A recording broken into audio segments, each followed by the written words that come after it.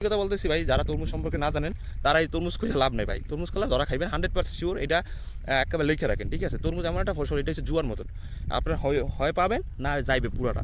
তো সেই আসসালামু আলাইকুম, আলহামদুলিল্লাহ।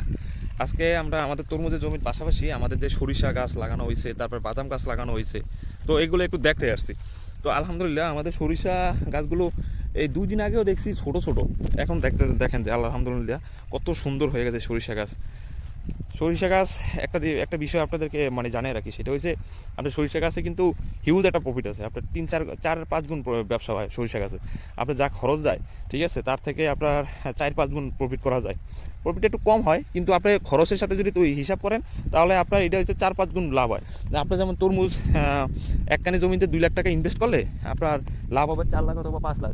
আর সরিষা যদি আপনার একখানি জমিতে 20,000 টাকা ইনভেস্ট করেন, একেবারে মোটামুটি হালে দিলেও আপনি 80,000 টাকা সরিষার মানে বিক্রি করতে পারেন। সরিষা, তারপর হচ্ছে আপনার আছে সাথে ওই সরিষা যে খৌর হয়, খৌর, ওইটা সব মিলিয়ে আপনার 4 থেকে 5 গুণ প্রফিট ইনশাল্লাহ সরিষা খাতে করা যায়।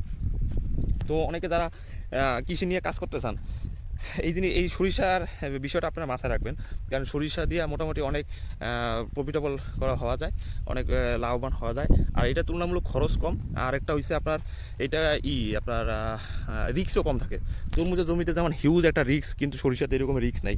এই যে জাস্ট সার দিছি, সার দিয়ে আপনার সরিষা বাইনে দিছি, ঠিক আছে? দেখেন আলহামদুলিল্লাহ কত সুন্দর ফুল হয়েছে, দেখছেন কত সুন্দর ফুল। এটা এখন যত দিন যাবে এগুলো আস্তে আস্তে বড় হইতে থাকবে। এটা হচ্ছে আমরা আমাদের নিজের জন্য, মানে নিজের খোরাকির জন্য, আমরা নিজস্ব তেল ভাঙ্গানোর জন্য এটুকু করা হয়েছে। এটুকুই আলহামদুলিল্লাহ আমাদের সারা বছর তেল হয়ে যাবে।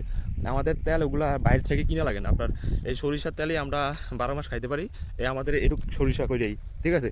তো ইনশাল্লাহ চিন্তা করতেছি সামনের বছর, এই বছর তো সময় শেষ হয়ে গেছে, সামনের বছর আমরা বড় পরিসরে ইনশাল্লাহ সরিষা করব। আর সরিষার পাশাপাশি এই যে এইটা হচ্ছে আমাদের বাদাম, তারপর ওই পাশে আছে মরিচ আছে, তারপরে এই যে এই পাশে আবার কুমড়ো গাছ আছে। তো টুকটাক আমরা মোটামুটি চেষ্টা করি যে সব ধরনের ফসল করার জন্যই। এই যে এইটা কালকে বাদাম লাগাইছি, এই যে এইটা এই জমিটায়, ঠিক আছে? তো যদি আলহামদুলিল্লাহ হয় তাহলে এই জায়গায় মোটামুটি নিজেদের যেটা খাবার, ওইটা ইনশাল্লাহ হয়ে যাবে। মানে এগুলো আর কি টুকটাক করছি, এগুলো ব্যবসায়িক উদ্দেশ্য না।